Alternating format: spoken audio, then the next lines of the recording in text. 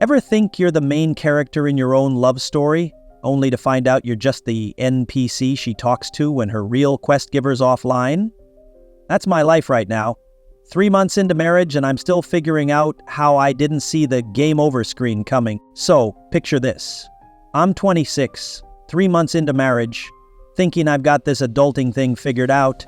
I've got a decent tech support gig, a little house in the suburbs with a leaky faucet I keep promising to fix, and a wife, Emma, who's got this laugh that could melt ice caps. She's 24, funny as hell, obsessed with those overpriced candles from Target that make our place smell like a vanilla factory exploded. We're not perfect, nobody is, right?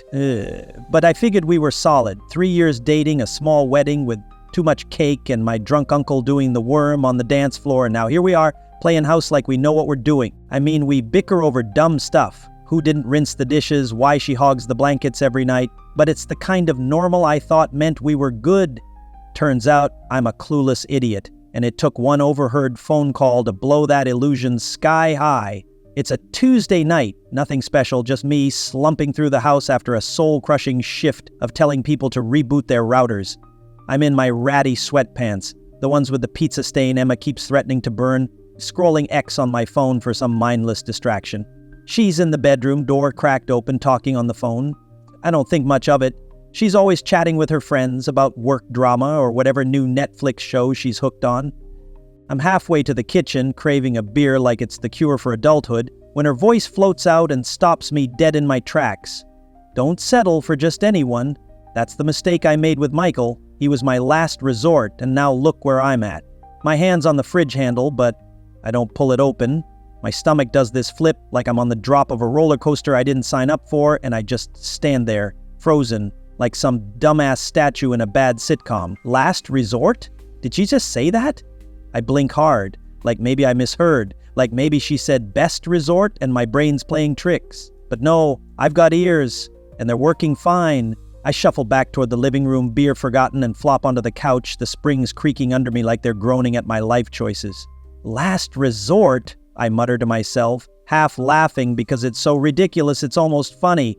What am I, the clearance rack at TJ Maxx? The dented can of soup nobody wants but grabs because it's there?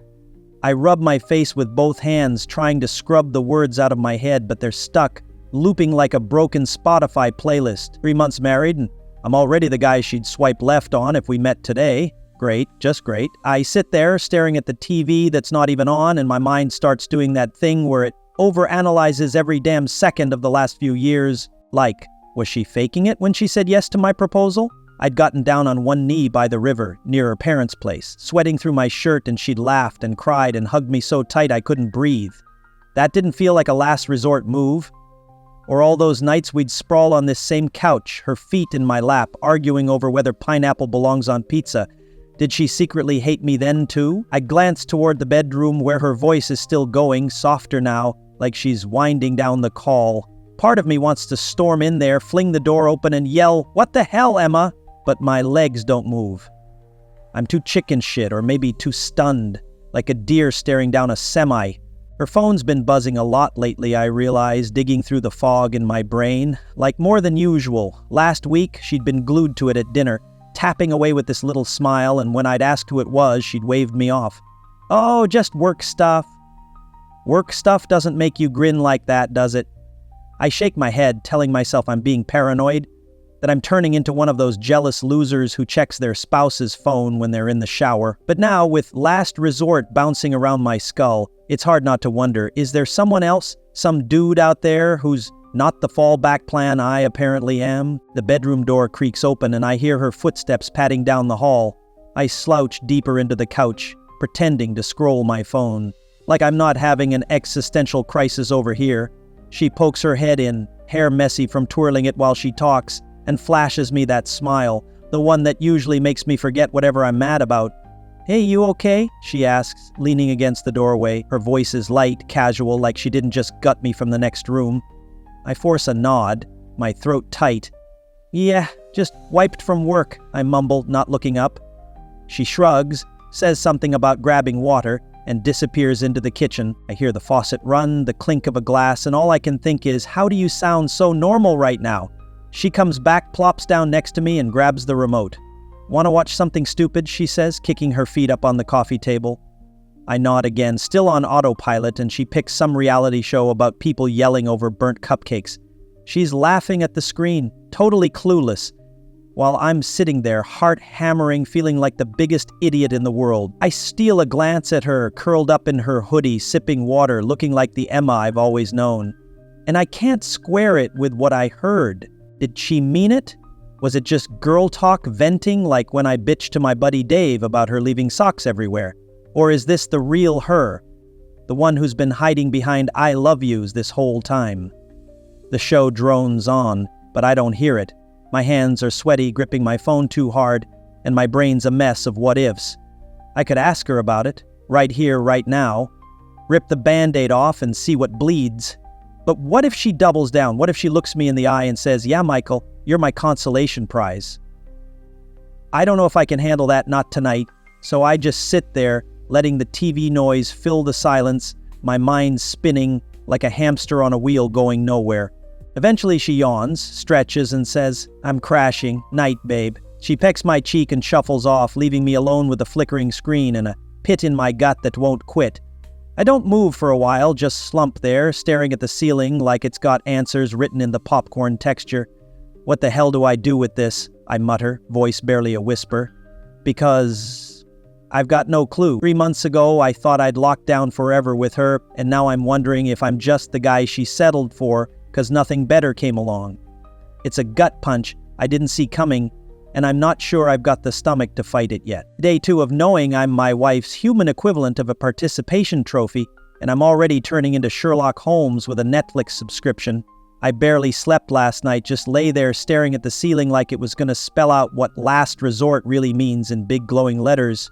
Emma rolled over at some point, slung an arm across my chest like everything's peachy, and I just stayed stiff as a board, wondering if she'd feel my heart pounding through my ribs. Morning comes too fast, sun sneaking through the blinds, and I drag myself to the kitchen, still in those damn pizza-stained sweatpants. Coffee's brewing, filling the air with that bitter smell I usually love, but today it's just noise in my nose. Emma shuffles in behind me, hair a mess, phone already glued to her hand. She's tapping away like she's defusing a bomb, thumbs flying over the screen, and I'm just standing there, clutching my mug, watching her like some creep who forgot how to say hi. "Who's that?" I ask, trying to sound chill, like it's no big deal. She doesn't even look up at first, just keeps typing, then snaps her phone shut so fast I swear I hear it click. "Oh, just Sarah," she says, flashing me this smile that's too tight, too perfect, like she's auditioning for a toothpaste ad. Sarah's her coworker, the loud one who always posts food pics on X. But something about the way Emma says it lands funny, like she's rehearsed it. "What's Sarah up to at," I glance at the clock, 7 in the morning? She shrugs, grabbing a banana from the counter. "You know her, always up early, bugging me about some project." Her voice is light, but her eyes dart to the side, and she peels that banana like it's a mission to avoid me. I sip my coffee, burning my tongue, and nod like I buy it. Sure, Sarah's chatty Cathy, but texting this much before the sun's fully up? I'm not a detective, but my gut's screaming red alert. We sit there at the table, me pretending to read X, her hammering out more texts between bites. I sneak a look over my mug. She's got this little smirk, the kind she gets when she's winning an argument about where to order takeout. "What's so funny?" I say, keeping it casual, but my voice cracks a little at the end. She locks her phone, slides it face down on the table. "Nothing, just Sarah being dumb," she says, then stands up, brushing crumbs off her pajama pants. "I'm jumping in the shower." "Don't drink all the coffee, okay?" She winks and heads off, leaving me with a half-eaten banana peel and a brain that's already spinning conspiracy theories. I'm losing my mind over a phone. Am I that guy now? The jealous husband who turns breakfast into an interrogation? I groan, rubbing my eyes, and tell myself to chill. Maybe she's right. Maybe it's just Sarah. Or maybe I'm the sucker who's too dumb to see the obvious. Work's a blur after that. I'm supposed to be fixing some dude's printer over the phone, but I keep zoning out, replaying last night's last resort line like it's a horror movie I can't pause. During lunch, I'm holed up in the break room with a soggy sandwich, Googling "signs your spouse hates you" like a total loser. Article says stuff like, They stop laughing at your jokes, or they're distant, and I'm sitting there picking apart every second of the last week. She laughed at my dumb pun about the dog yesterday, does that count? Or was it one of those pity chuckles you give a kid who sucks at soccer? I pull up her ex profile on my phone, scrolling her likes, and yeah, I know it's pathetic, but I can't stop. She's hearting memes about coffee and some random dude's gym selfie. Okay, who's that guy? I toss my phone on the table, muttering, "Get it together, Michael, because if I keep this up, I'll be hiding in the bushes with binoculars by dinner." Back home, things get weirder. We're on the couch, watching The Office. Our go-to when we're too lazy to pick something new. Emma's got her head on my shoulder, legs tucked under her. And for a second, it's almost normal, like before I heard her gut me over the phone. But then I feel it. Her body's there, but it's off, like she's posing for a photo she doesn't want to be in. I shift a little, testing it, and she adjusts, snuggling closer, but it's too deliberate, too staged. This is pity cuddling, I think, staring at Jim and Pam on the screen, pulling their usual will they, won't they crap. Great, I'm a charity case now. She giggles at some line Dwight says, and I force a laugh too, but it's hollow, rattling around in my chest. "You okay?" she asks, tilting her head up, eyes all soft and innocent. "Yeah, just tired." I lie, same excuse as last night, because what am I supposed to say? "No, I'm freaking out because you think I'm your plan Z." She nods, pats my knee like I'm a good dog, and goes back to the show. Her phone buzzes on the coffee table once, twice, 3 times, and she doesn't grab it, just lets it sit there. Screen lighting up with notifications I can't read from this angle. My jaw tightens and I clench the remote a little harder, pretending I don't notice.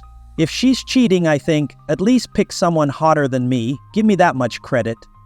It's a dumb thought, half a joke, but it stings anyway.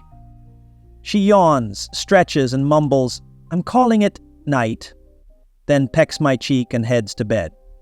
I stay put, watching the credits roll, that buzzing phone still mocking me from the table. I could check it, right? Just a peek? But I don't. I'm not that far gone. Not yet. Later, I'm in bed, staring at the dark, her breathing steady next to me. That damn phone's glowing on her nightstand, a little blue light pulsing like it's alive. She'd said, "I love you," before shutting off the lamp, but it sounded off flat, like she was reading it off a cue card. I roll onto my side, away from her, and my brain's a treadmill I can't step off. Every nice moment feels fake now. Every hug, every laugh, every time she's said my name. Was she lying the whole time? Or am I blowing this up because I'm too fragile to handle one stupid phone call? I squeeze my eyes shut, trying to sleep, but it's useless. Tomorrow, I whisper to the wall, I'm asking her straight up. Or maybe I'll just keep being a coward. Stay tuned. The room's quiet except for that faint buzz, and I'm left wondering how the hell I got here. 2 days into knowing my marriage might be a sham and already drowning in my own head. So I grew a spine, sort of, and decided to ask my wife why I'm her Walmart rollback special. Spoiler, it didn't go great. After 2 nights of tossing and turning, her phone glowing like a taunting little bastard on the nightstand, I'd had enough. That tomorrow I'm asking her promise, I whispered to myself last night. Yeah, it's Saturday morning now, and I'm pacing the living room like a caged animal, barefoot on the hardwood, while rain taps the windows like it's trying to keep me calm. Fat chance. Emma's in the kitchen humming some tune I don't recognize, sipping tea like she's in a damn herbal commercial. The smell of chamomile drips over, mixing with the damp air sneaking through the cracked window, and it's all so normal, it makes me want to scream. How did she do that? Act like everything's fine while I'm over here unraveling like a cheap sweater? I've been rehearsing lines in my head all morning. "Hey, Em, why'd you call me your last resort?" Or, "So am I just the guy you settled for because the good ones ghosted?" But they all sound stupid, like I'm auditioning for a Lifetime movie. She's at the counter stirring honey into her mug, totally oblivious, and I can't take it anymore.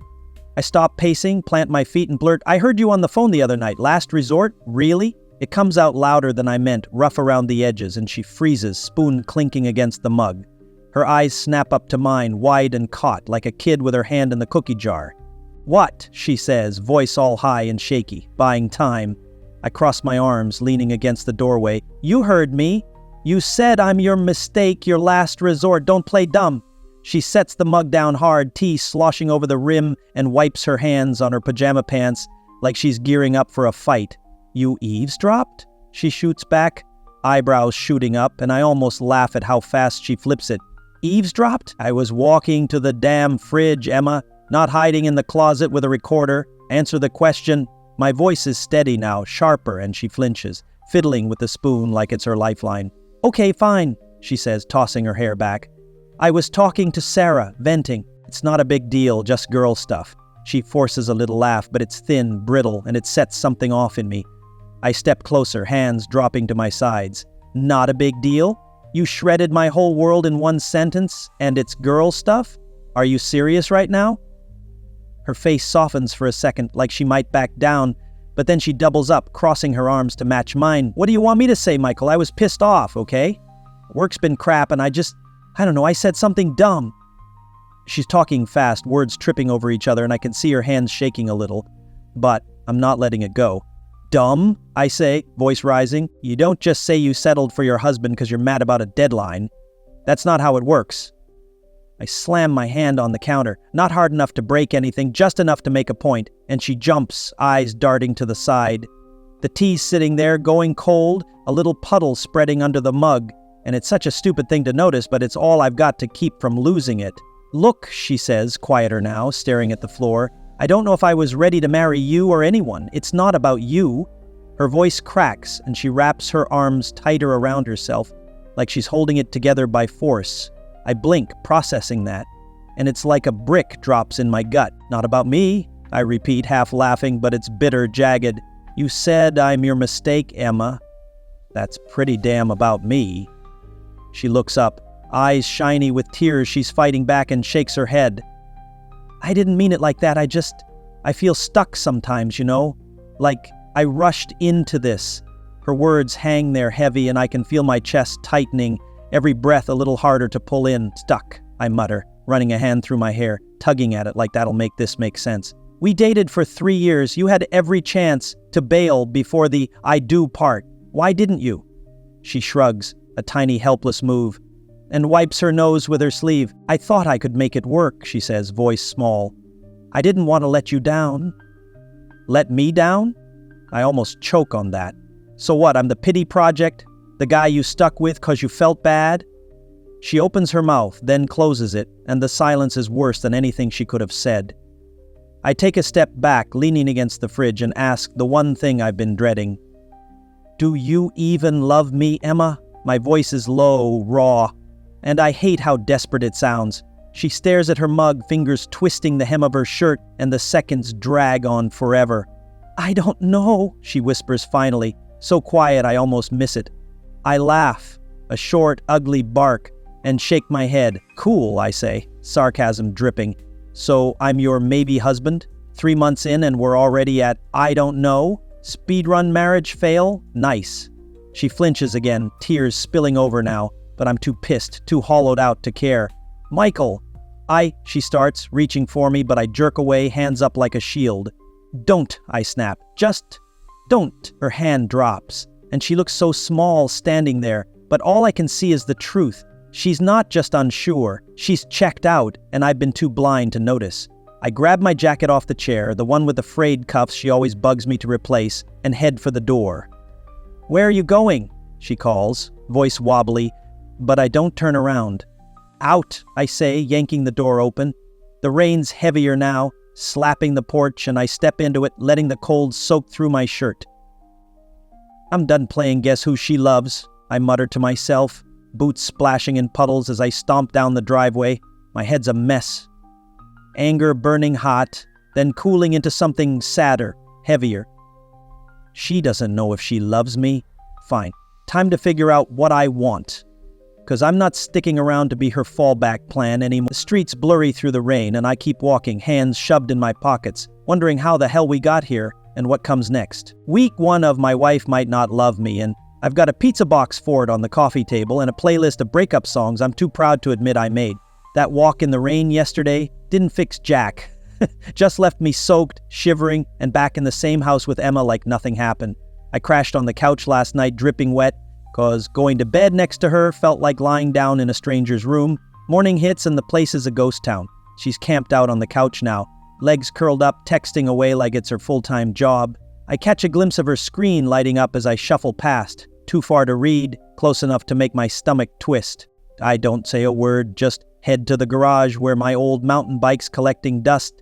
It's got a flat tire and a chain that's more rust than metal, but I grab a wrench and start tinkering, banging around like it's gonna fix more than just the bike.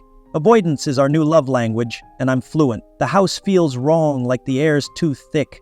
Her vanilla candle's burning again, but it's just a smell now, not a comfort. I twist the wrench too hard, scraping my knuckles, and mutter, "Open it, perfect." Bleed out in my own damn garage, shaking my hand like it'll stop the sting. She doesn't call out to check on me. Probably didn't hear over whatever's so fascinating on that phone. I kick the bike tire half-hearted and slump onto a stool, staring at the mess of tools scattered around. 3 years with her and I'm wallpaper in my own life. Faded, peeling, something she walks past without noticing. My phone buzzes in my pocket. Dave, my buddy from work, texting. "Beers tonight? You've been MIA." I type back, "Yeah, need to vent, 'cause if I don't talk to someone, I'm gonna lose it, and the dog's a shitty listener." Later, I'm at Rusty's, this dive bar with sticky tables and neon signs flickering like they're on their last legs.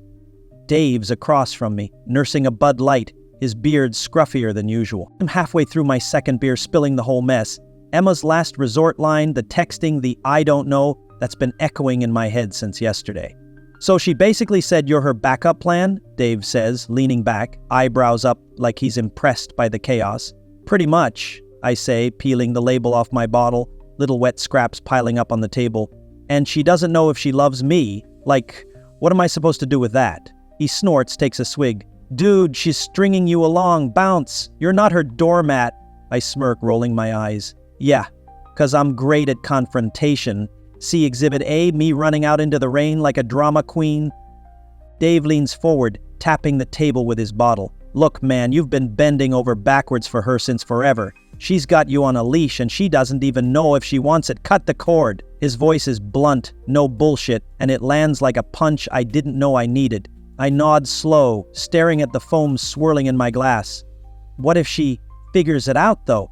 Like, what if she's just confused? I say, but it sounds weak even to me.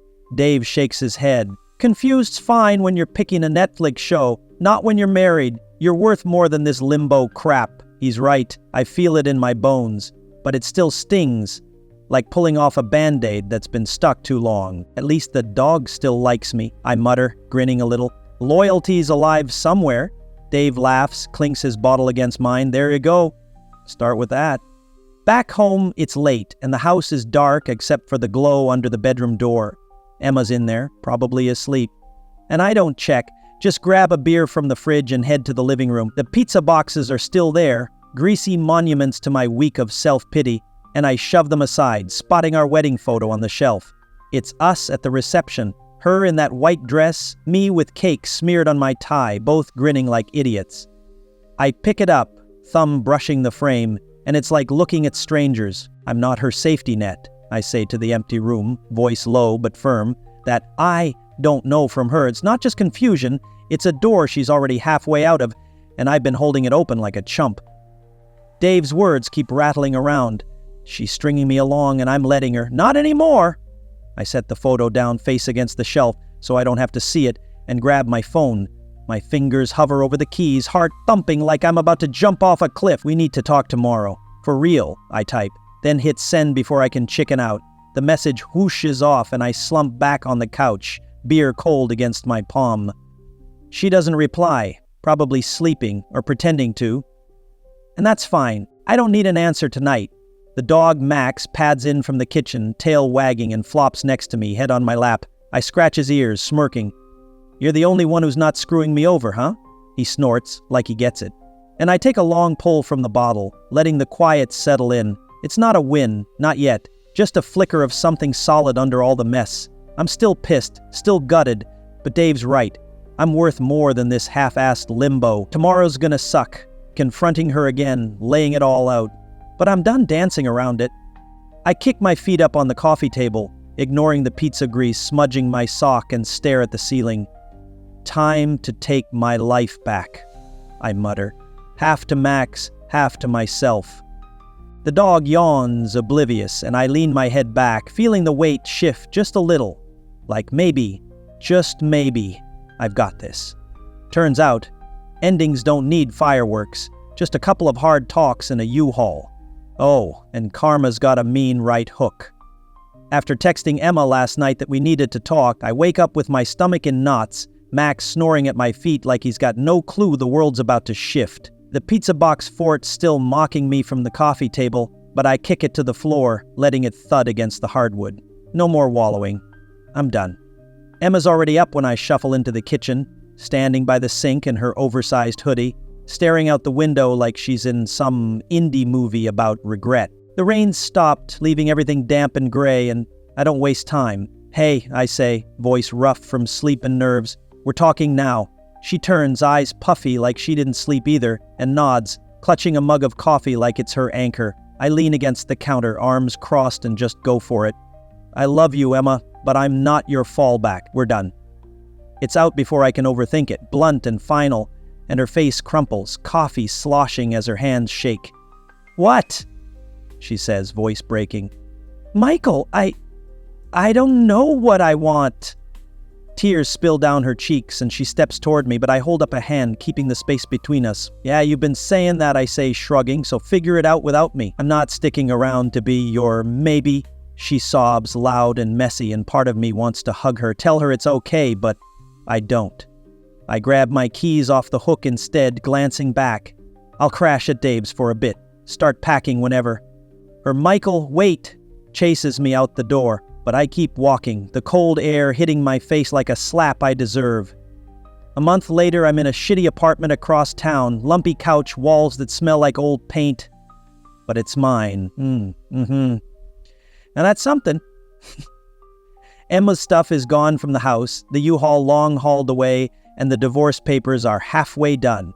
I'm scrolling X one night, Max sprawled across my lap when Dave texts. Heads up. Saw Emma at the coffee shop with some dude, old flame, I think. My thumb freezes over the screen and I laugh, sharp and bitter. Of course, I mutter, scratching Max's ears. Couldn't even wait till the ink's dry.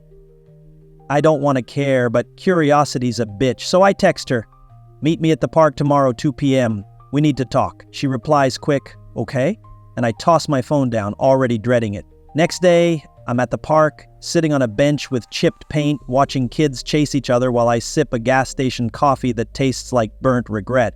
Emma shows up, hoodie swapped for a jacket, hair pulled back, looking nervous as hell. Hey, she says, sitting at the other end, hands stuffed in her pockets. Hey, I echo, cutting to it. Dave saw you with some guy, already moving on, huh? She flinches, staring at the ground. Yeah, it's someone from before, she admits, voice low. Before us, I ask, leaning forward, and she nods. We started talking again a while back, before we split. My jaw clenches and I laugh, cold and loud. So, while I'm begging you to figure out if you love me, you're texting him? Classy. She looks up, eyes wet. It wasn't like that. I was confused, Michael. I stand, tossing my coffee cup at the trash can. It misses, naturally. Sign the papers and enjoy your upgrade, I snap, walking off, her "I'm sorry" fading behind me like static. Weeks later, I'm finally settling into the new place. Max has a chew toy graveyard under the couch, and I've stopped tripping over boxes. Then my phone rings, Emma's name flashing, and I almost don't answer. But masochism wins. What? I say, leaning against the wall, Max gnawing a sock nearby. She's sobbing on the other end, words tumbling out. He cheated on me, Michael, with some girl from his gym. I screwed up so bad. I'm so sorry. Can we try again? I let her cry for a sec, staring at the ceiling, feeling this weird mix of nothing and everything. Nah, I say, deadpan, I'm good. She gasps. What? Michael, But I cut her off. You picked him, Em. Hope he was worth it. I hang up, dropping the phone on the counter and smirk at Max. Karma's real, buddy, and I've got front row seats. Relief hits like shedding a 50-pound backpack, light, free, mine. I grab a beer and flop on the couch, Max jumping up to join me, his tail thumping my leg. Maybe she's hurting, maybe she's not, but it's not my mess anymore. Later that week, I'm at Rusty's with Dave, clinking bottles over the sticky table. To new beginnings, he says, grinning, and not being anyone's rebound. I laugh, a real one this time, and raise my beer. Hell yeah! Guess I'm not the last resort anymore. I'm the guy who dodged a bullet. He snorts, and we drink, the bar buzzing around us, pool balls clacking, some guy yelling at the jukebox. I'm bruised, sure, still picking up pieces, but it's different now. I've got Max, a crap apartment, and a shot at something better. Someone who doesn't need a plan B. I lean back, smirking into the neon glow, thinking maybe I'll be okay after all.